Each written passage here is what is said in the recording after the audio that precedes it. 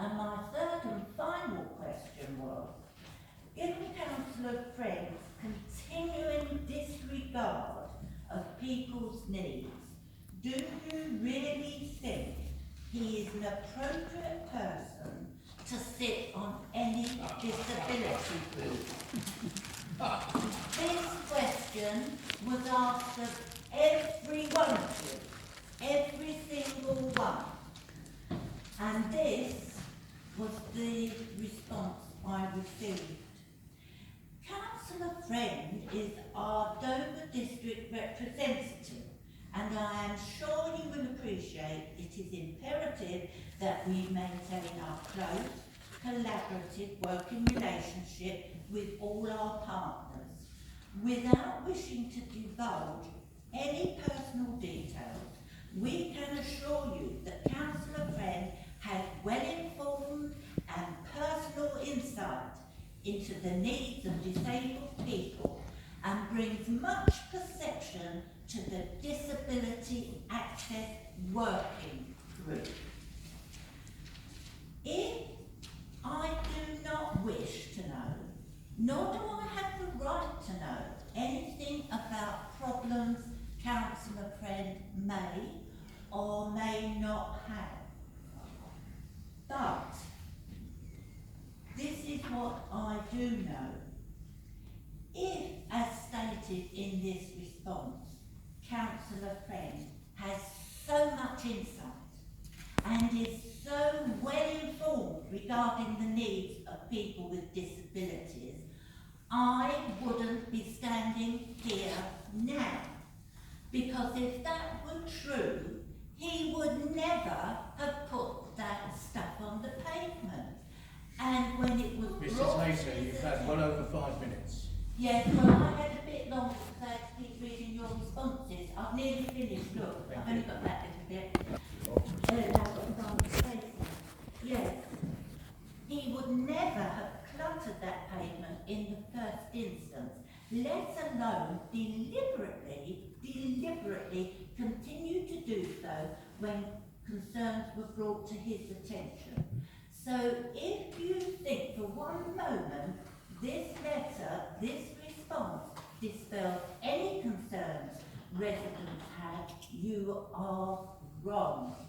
This reply verifies mine and many others believe that it is inappropriate for Councillor Friend to sit on any DDC committee in which disability issues are an integral part of the work of such committees. Committees such as planning and transport. People deserve better than this. They deserve to be represented by someone who really has their welfare at heart, not by someone who says they do, but actually does not. Yeah.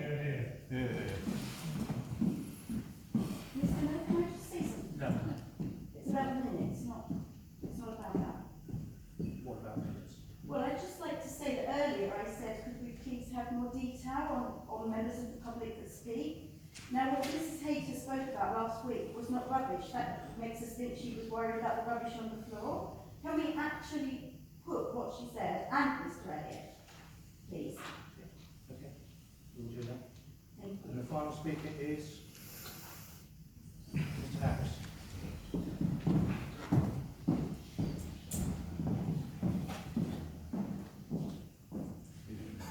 Good evening. I've come tonight to briefly talk about the Sound Spoken Health Festival in 2022.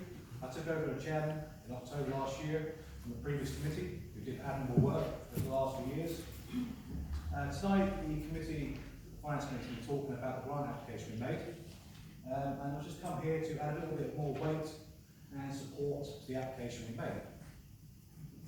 As everyone's aware, the festival is an annual event. It has been cancelled the last 2 years due to the COVID pandemic. This will be the first one since then, and of course every year the committee has some grant application. This year we're expanding the festival to a week-long affair. Monday to Friday will feature small-scale localised events in establishments and venues across the town, such as quiz nights, folk sessions, open mic sessions and similar events. These events are paid for and managed by the committee to no cost to visitors. This is to hopefully increase footfall and encourage trade. The committee have already frequently established in town, and we have excellent feedback from those who want to participate. The core event will remain over the Saturday and Sunday, as per previous years. There are no road closures, Monday to Friday, only on the weekend as previous years. Stages and stalls will be utilised on the weekend on the Guildhall forecourt and Market Street, as per previous years. The only additional stage we're adding is at the Quay, where we're also adding a vintage fun fair and many family-friendly rides, stalls and eateries. The reason we're submitting an application this year for a grant is due to increase of welfare, security and to increase our green initiative plans we have in place for the festival. Some of the additions we are making are additional toilet facilities across the town, many of which are disabled access, additional licensed security staff across the festival day and night, additional wheelie bins to manage waste, 2 St John's ambulance crews with ambulance and staff in various locations across the town, water and welfare stations to provide free water and additional help and support to visitors and residents, fire control points, and reusable polycarbonate branded glassware to discourage one-use plastic containers. That's all I want to speak about, and I just hope it's something everyone can consider. I hope this gives you an understanding of what we're trying to achieve. I hope the finance committee later on will talk about this, and we look forward to your continued support as for previous years. Thank you very much. Thank you.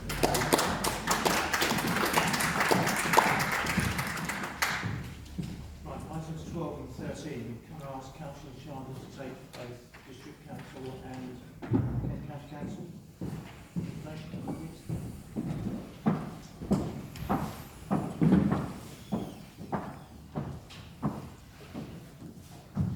Thank you, Mr. Mayor. So I have a report from the Kent County Council perspective. We all probably know someone who is caring for a member of their family. We know the toll that it can take and the difficulties that it presents, as well as the determination of many of those carers to do the very best they can for their loved one. So Kent County Council are consulting on a new strategy describing how Kent County Council plans to work with all partners to make welcome changes towards improving the experiences of unpaid adult carers in Kent in a public consultation launched last week. The Kent Adult Carer Strategy has been developed in collaboration with carers and other public sector partners, including the NHS and district councils, and recognises the enormous contribution that carers make as care partners. The support that unpaid carers give directly benefits the people they look after and society as a whole. Through our shared vision for Kent, we hope to raise awareness of the valuable work carers do and promote the support that might help them live a full life whilst caring for others. Closely aligned with the Council's wider adult social care strategy that was consulted on last year, the new adult carer strategy aspires to take a more joined up approach in the support and empowerment of carers to lead the lives they want to live in a place they call home by putting carers at the heart of everything. The strategy is a guide that focuses on what needs to be achieved in the coming years, but we will rely on the support of the workforce both within the Council and in the wider care sector to bring it to life. This public consultation runs from the 12th of January to the 22nd of February and can be found with other current consultations on letstalk.kent.gov.uk, which can be easily accessed from the Kent County Council website. I wanted to let councillors know that booking a visit to a household waste recycling centre is to stay, following a large response to the public consultation held last year. The response to the consultation was the largest response anyone can recall, and there was a clear margin in favour of those who felt positive about keeping the booking system. The system will be improved to allow same-day bookings, which was a factor mentioned by many respondents to the consultation. Finally, Mr Mayor, I wanted to draw councillors' attention to the publication of the Kent County Council draft budget, which can be found online on the Kent County Council website. Whilst the document document may look daunting, there is a summary which gives the headline news. The budget goes to the Kent County Council full council meeting on the 10th of February. Clearly, if councillors have any specific questions about the draft budget, and members of the public have any questions about the draft budget, do please email me, and I will do my very best to answer them. Mr Mayor, I understand there was a District Council report published, but for IT reasons hasn't actually reached you, so that will be distributed to councillors in due course. Thank you. Thank you, Councillor Chambers. Item 14, updates from councillors on meetings they have attended as a nominated representative of the council. Thank you, Mr Mayor. Just a very quick update from Sandwich Lights. Obviously had a very fun, enjoyable event at the end of last year. Now the preparations begin for what we're going to be doing next year. We do aim to put on a parade, amongst many other things, as part of Dean's 5-year plan. There is also work that's going to be taking place very soon to take down the Christmas lights, so you will see us around, and we'll do our best to not get in your way. Tomorrow for the lights bridge.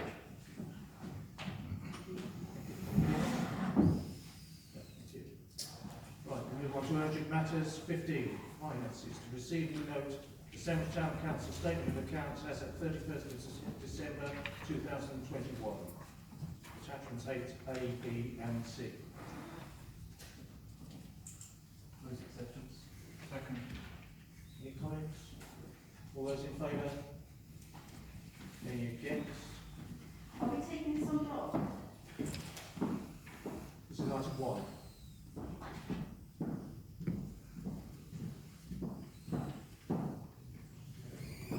All those in favour? Any against? Any abstentions?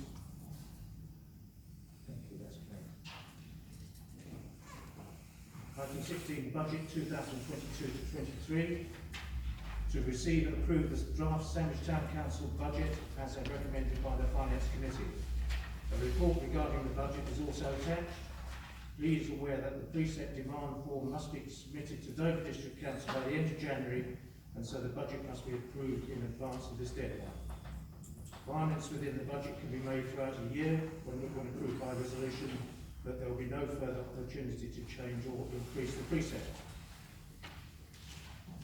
Recommend approval. Second. Councillor Clark.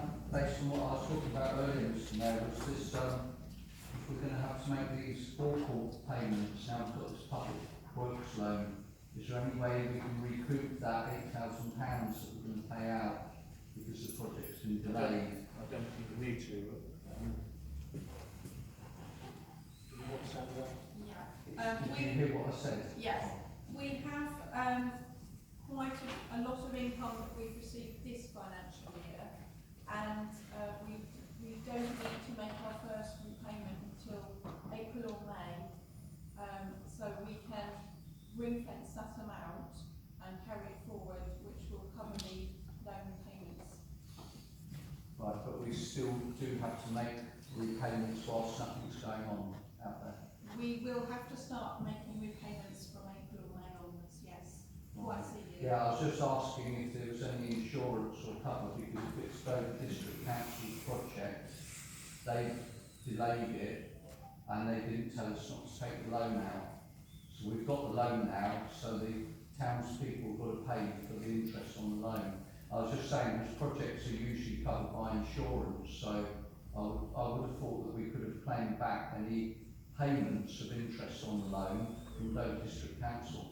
It's their, Councillor Chandler said it's their project, so they're liable. So basically, I'd like this council to ask Dover District Council for our interest payments. They've delayed the project, not us, and so we should be claiming that back. Could that be an agenda item on our next meeting, please? But it's public money, Well, it's being spent on something. Why don't you make a proposal? I will make a proposal, Mr Mayor. I would like an agenda item on our next meeting minutes to look into claiming back. No, I'm saying, why didn't you propose it tonight that we do that? Oh, that's what I'm doing. No, not for the next meeting, though. Sorry? Not for the next meeting.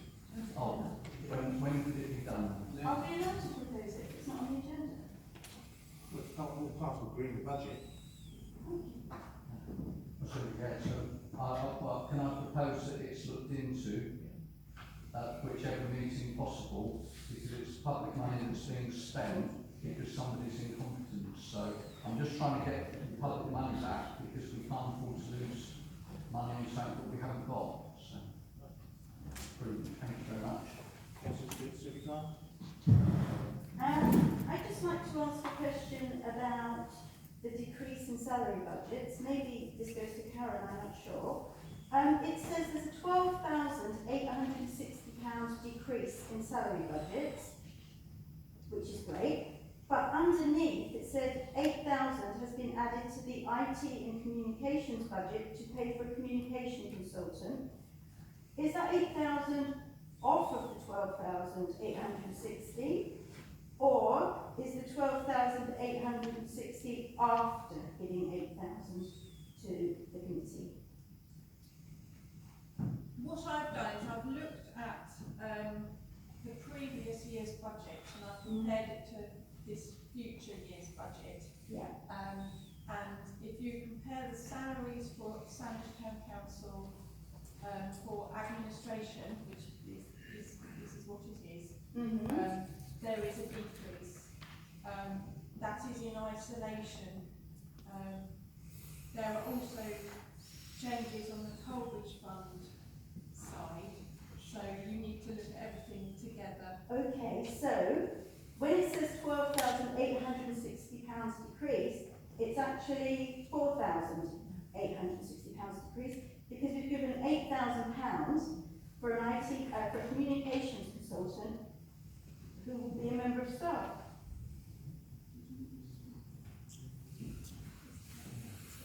Surely I'm right. I mean, Perhaps you can answer that.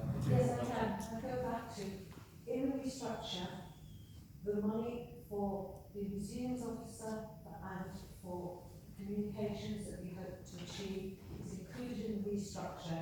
So what you see there, the 8,000 is part of the restructure, and what has been saved is 12,000. You don't take the 8 away from the 12. that's what I meant. Yeah. Yeah. You don't need to do that. It's Okay. already accounted for. Okay, so maybe this isn't the right place.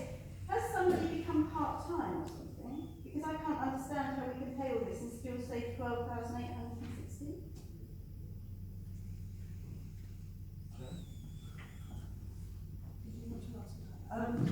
We've all outlined the staff restructure, and again, in consultation, it was all explained. To be brief, we have taken away 3 posts, if you like: Museum and Heritage Manager, Project Manager and HR Manager, and Town Clerk. We have created a new post of Chief Executive, a new post of Museum Coordinator, some money towards communication, which we were going to outsource because it's specific expertise, and a part-time PA to support the role of Chief Executive. So within all that, we have made some savings to the tune of altogether of about 25k, half here and half in the Coleridge Fund budget. Don't quote me saying exactly right on those figures, but that is where the savings.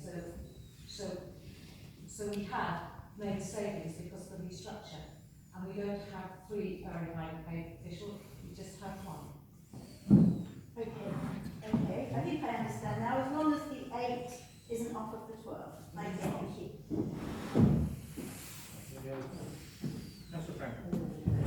Well, it'd be wonderful if Dover District do accept a nil increase on the precept, but I think these figures are really tight. I mean, there's major work going on out here, there is major work on the back of the hill and the brickwork opposite the sausage shop. I think we're going to get into deficit this out, so I think it's too tight. I think there should be a slight increase. I think I might go to answer that, Mr. Mayor, if that's okay. It's to do with the tax base. The tax base, I think the financial officer will be able to clarify this, but the tax base has gone up because of the number of new people You come in. So the number of people come in is, as the finance officer told us at the finance meeting the other day, has increased, and that has been put in the report. So hopefully things will be covered by the increase in the tax base. Well, I hope so. Yes, I hope so, because only a few years ago, Mr. Mayor, we certainly had a shortfall of £20,000 out of the Arsenal Nature Reserve to balance the books, so I hope that doesn't happen again. Don't think it will. Isn't it the case that we, in quotes, save 12,000 or so much per year, even though we have upgraded the town clerk to a CEO with increased payments, but we've saved it because we've lost a full-time qualified museums curator officer. Given that this town has got an important museum, has got some amazingly unique and important documents, and has got a mass of other documents quietly rotting in the attic. That's not really a saving, because what we need was a full-time museum curator to look after those very important items. So, yes, we've saved money, but by carrying out a very poor policy decision. Any other comments? Councillor Fox. Yes, I'd just like to say that if you look at the minutes of the Museum and Archives Committee, you will see that the lengthy report has been prepared with a way forward for both moving the archives and for looking after the museum. Hence the new advertisement. Advice has been taken from the National Conservative Society, sorry, National Conservative Society. Well, I need to say conservative, that could be interesting. And they are experts in conservation, and we have, for a small sum, invested in getting their advice to help us with what we are doing, and this has proved so far very worthwhile. Currently, if you've read the minutes, you will see that we have put forward and asked for tenders to look at 2 potential spaces where the archives might be placed, to cost them both out, so it can come back to council to see which is the best and most appropriate place to put them, and then it will move forward. But there's no doubt we do have to get the archives out of the attic, and it will be happening. But so I have to say I disagree with Councillor Heaven that we have a poor policy here. We're moving it forward. So Council. Councillor Carter. Perhaps the HR councillor can answer as well. In the sort of restructure, what was the difference or the choice for having a chief executive officer instead of keeping things as they were and having a town clerk and assistant town clerk, which all our neighbouring councils have got as well? Because the CEO title does imply that we are a company, whereas we're a council, so councils are led by town clerks. Correct. Councillor Fox. I would like to say all this was discussed in the restructure report, and it was also discussed at the consultation meeting, which some people were not able to come to. The actual title was asked if anyone got a better idea for the title, and no one came up with a better idea. That is all. There are reasons why we chose not to have the title town clerk, and please correct me if I'm wrong in this, Chief Executive. It's to make certain legal obligations only town clerk can carry out, and therefore reduce our flexibility. There is no intention of trying to suggest that this is a company rather than parish council, or in our case town council, but parish council is not. Okay. Can we agree with precept for the coming year, please? Budget and precept. Approval. Together with your caveat that we'd like to. Oh, indeed, yes, please, Mr. Mayor. Second. All those in favour? Any against? That's carried. Thank you very much. Any abstentions? Sorry, any abstentions? Yes, I beg your pardon.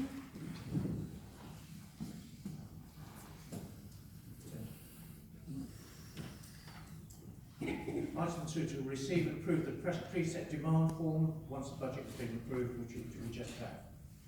So I propose that we receive and approve the preset demand form. All those in favour? Thank you. Any against? Any abstentions? Thank you, that's carried. Item 17, payment schedules, items 1 and 2, to receive and note the mid-month payments which have been authorised by the Chief Executive for Town Council totaling £36,651.45, attachment 11, and to receive and approve the schedule of payments totaling £1,735.93, which is attachment 12. Approve for these payments. Second.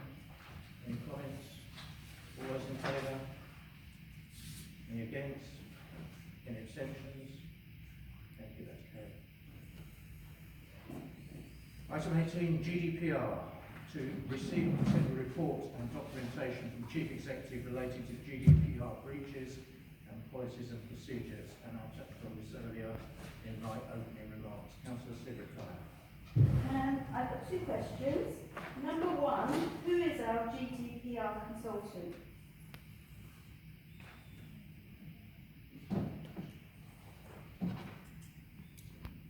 I'm not at liberty to advise that at the moment because of the ongoing investigation. Can't hear.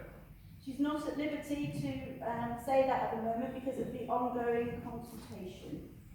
Okay, and it's nobody from Training Highway, is it? No, It's not our usual GDPR person. who's unusual GDPR? I just presumed that man that works at Training Highway was. It's somebody I don't know, is it? I don't know that, I'm sorry. Okay. I don't know who you All right, okay. Now, can you tell us which councillors have breached GDPR? There's things in here that are quite threatening, saying that we may have to pay £250,000. None of us know what we're being accused of, or whether it's us. I mean, you've got to be able to tell us that. I'm not allowed to tell you. Well, perhaps we should have been told before you put the complaint in.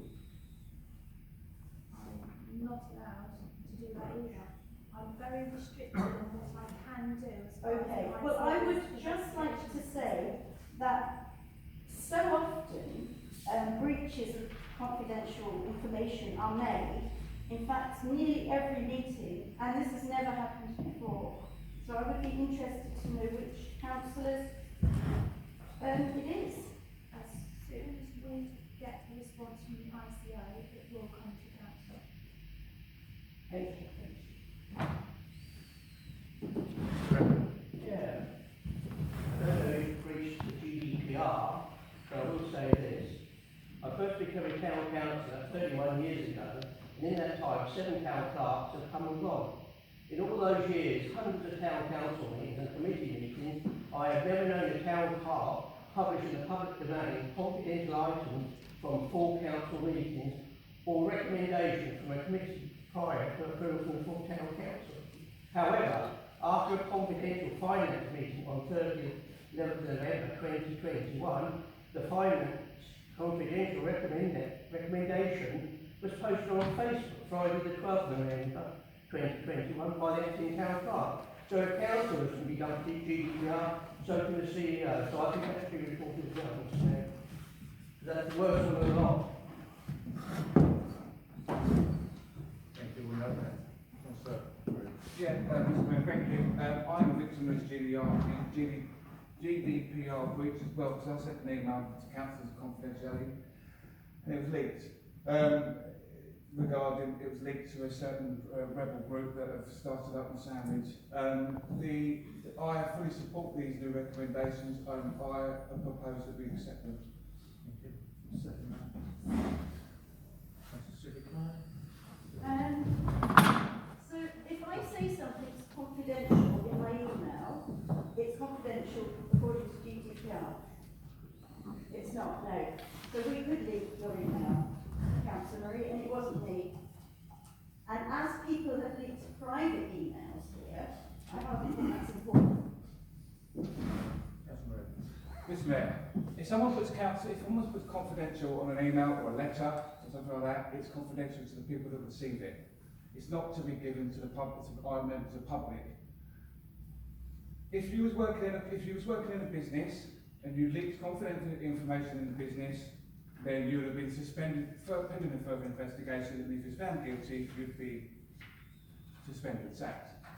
I think personally, in my opinion, if councillors decide they want to leak personal information to rebel groups within the town or to anybody else, they should be suspended further pending investigation. Can you clarify rebel groups? And Because if they are found guilty, they should be removed from their seat. Can I just say something, please? What I'd like to say is you saying that your email is confidential to me, and you saying that people have caught COVID from going to a Sandwich Matters meeting, that is not confidential according to GDPR. It is not, Ms. Marie. I'm sorry, it's not the same as taking people's private emails. I don't want to get involved with scraps between you two. No, I'm not scrapping, it's just not relevant. Just have a read of those GDPR regulations that code of conduct, and that will take it. Councillor. Having read those recommendations about GDPR, and having been myself the victim of a leaked email that I passed to others on my own system, not on the council system, and then found myself sitting in the council while another councillor read out my words to everybody in the council. I think I'm qualified to say that unfortunately, deliberately or not, this policy or the outline regulations take the form of a way of intimidating or threatening councillors to prevent us from expressing an opinion for fear of £250,000. I don't have £250,000 to pay. The form it takes is to hint that there is a danger, but not spelling out what that danger is. To suggest there is a possibility of breaching a regulation without explaining what that regulation is, and explaining it by saying you would be breaching confidentiality when it is a moot point what should be confidential.